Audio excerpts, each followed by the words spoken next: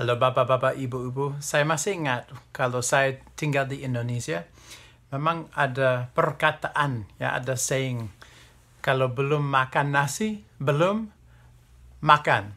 Karena harus makan nasi, harus selalu makan nasi. Kalau sarapan, makan siang, makan malam, pasti makan nasi mungkin 3-4 kali sehari. Lalu di dalam nasi adalah hidup.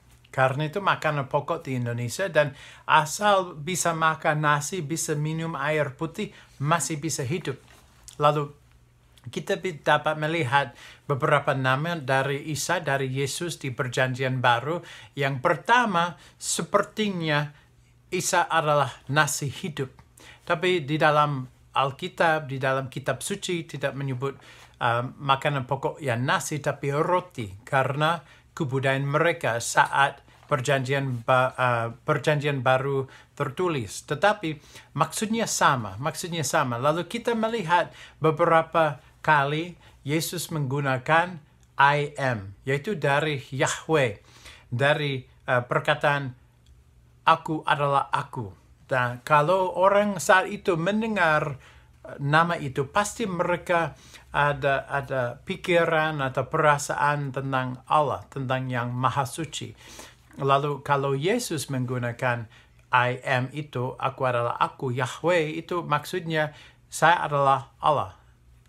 Yesus adalah Mesias. Lalu dia menggunakan beberapa gambar dengan perkataan aku adalah ini, aku adalah aku adalah ini. Yang pertama yang akan kita lihat hari ini, aku adalah roti hidup. Nah, bagi orang-orang di Indonesia dan mungkin negara-negara lain, roti memang enak, tetapi yang harus ada, yang harus dimakan untuk hidup, nasi.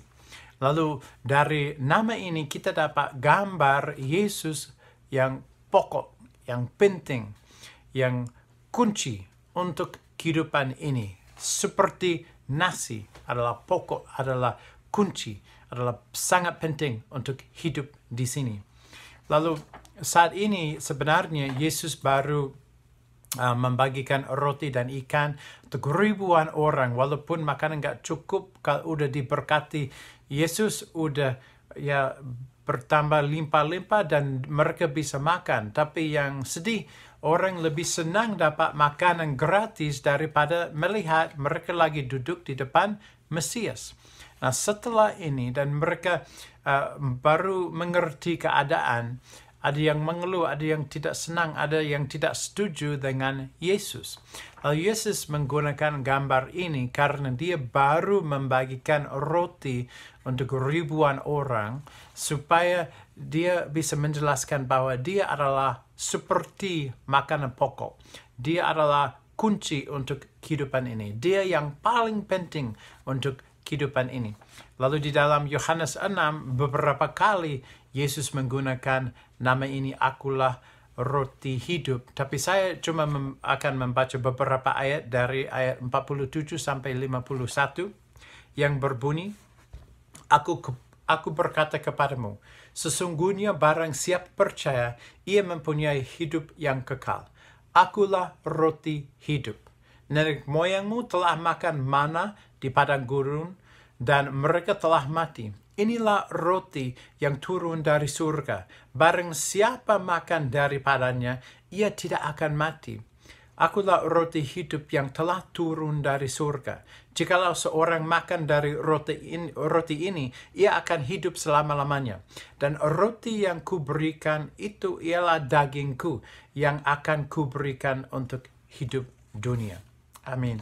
Lalu di dalam saat ini, Yesus menggunakan gambar dari perjanjian lama, tetapi juga gambar dari kehidupan sehari-hari. Karena kalau orang bangun, kalau mereka mau kerja, kalau mereka mau sekolah, kalau mereka mau ke ladang, kalau mereka mau keluar, pasti satu saat mereka akan makan roti. Karena mereka harus siap untuk hari itu. Mereka harus kuat untuk kegiatan mereka masing-masing. Kalau ingat di perjanjian lama, waktu Israel di padang gurun, mereka bangun, keluar setiap pagi, ada semacam makanan di tanah yang bernama mana. Nah, mana itu agak aneh, nggak tahu begitu makanan seperti apa, tapi mereka mengambil mana itu dan membuat seperti roti. Lalu, kalau kita ingat di Perjanjian Lama, setiap hari ada peringatan dari Allah sendiri, kalau orang keluar, Allah akan menjaga mereka. Allah akan menyediakan apa saja yang mereka butuhkan untuk hidup. Allah akan tidak pernah meninggalkan anak-anak dia, karena mereka keluar dan mereka tinggal mengambil mana secukupnya untuk makan hari itu. Udah cukup. Lalu Allah selalu akan menyertai mereka, menyediakan yang mereka membutuhkan. Dia akan selalu memberikan mana itu. Nah, kalau kita fast forward aja ke zaman Yesus, kalau mereka bangun dan hidup, yang penting mereka bisa minum sesuatu, minum air putih dan makan sesuatu. Kalau harus beli satu hal untuk hidup, yaitu makan roti. Itu sebabnya kalau di Indonesia asal ada nasi bisa kenyang.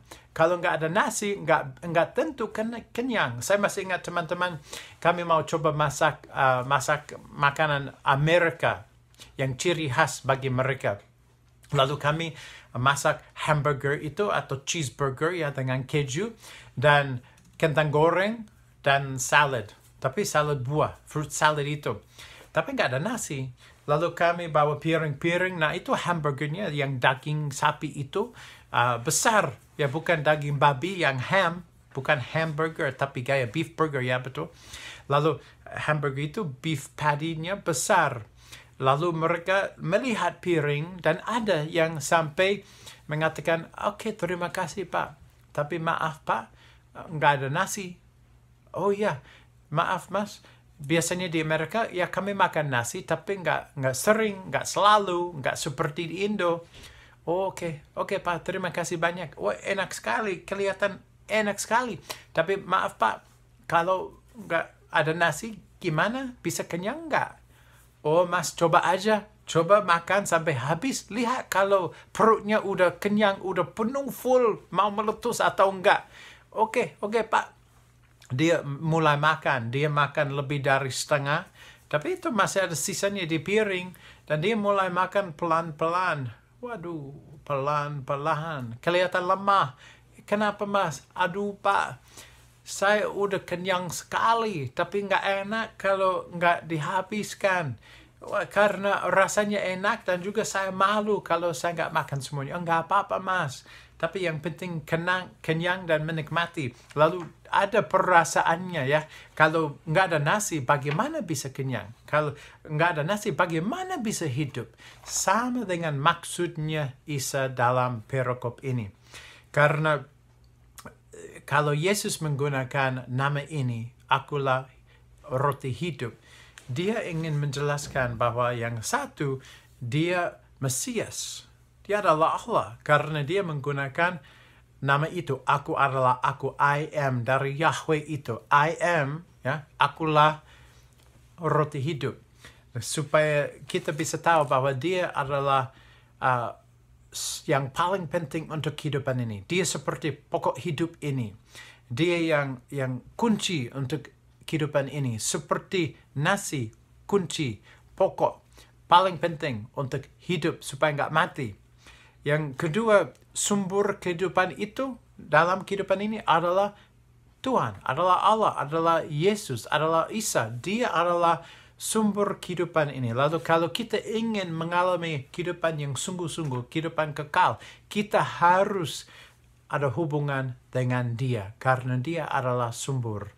Dan yang kedua, kalau kita lapar, kalau kita haus, seringkali kita mencari hal-hal yang tidak memuaskan. Lalu nggak puas. Karena selalu makan lagi, selalu minum lagi, selalu nggak puas. Apalagi saya ada kerinduan lain, kerinduan untuk kasih, kerinduan untuk alasan hidup, kerinduan supaya bisa diterima. Lalu semua kerinduan ini seperti hal-hal yang kita merasa haus atau mau makan, lapar, kita ingin masukkan hal-hal itu supaya puas di dalam kehidupan ini. Apa saja yang kita mencari selain Tuhan, kita masih akan merasa haus, kita masih akan merasa lapar. Tetapi kalau kita mencari Isa sebagai sumber hidup, kita akan puas, kita akan kenyang, kita akan mengerti inti atau pokoknya dalam kehidupan ini adalah Yesus sendiri. Dan karena Yesus hidup dan mati dan dibangkitkan lagi, cuma Dia yang layak, yang mampu untuk memuaskan keinginan dalam jiwa kita. Tetapi juga jangan salah paham. Nasi itu macam-macam nasi, betul? Lalu bukan nasi putih aja. Yang kalau makan nasi putih sepanjang hari, sepanjang minggu, sepanjang bulan, sepanjang tahun, mungkin bisa bosan dengan nasi sedikit, betul? Tetapi nggak ada nasi putih aja. Ada nasi goreng, ada nasi kuning, ada macam-macam nasi goreng. Ada nasi campur, ada nasi padang, ada banyak nasi. Lalu bukan yang nasi putih aja. Kadang-kadang, maaf, dulu saya bosan kadang-kadang. Tetapi, aduh, kalau melihat nasi goreng, aduh enak. Aduh, nasi campur lebih enak lagi. Aduh, nasi padang, wow, sangat enak sekali. Lalu, bukan nasi aja, macam-macam nasi. Lalu, dengan gambar ini juga kita dapat pengertian bahwa Yesus adalah sumber kehidupan. Tetapi kehidupan yang sangat indah, yang sangat luar biasa. Bukan yang cukup aja supaya kita bisa tahan. Dan kita bertahan aja. Aduh, oke, bisa hidup lagi. Aduh, ada kekuatan hidup sekali lagi. Aduh, enggak. Tetapi kehidupan yang penuh dengan sukacita. Kehidupan yang penuh dengan kedamaian. Kehidupan yang penuh dengan damai sejahtera. Kehidupan yang sangat indah kalau kita mengikuti Isa sendiri. Saya mau tutup dengan dua ayat dari 1 Yohanes ayat 11 dan 12 yang berbunyi.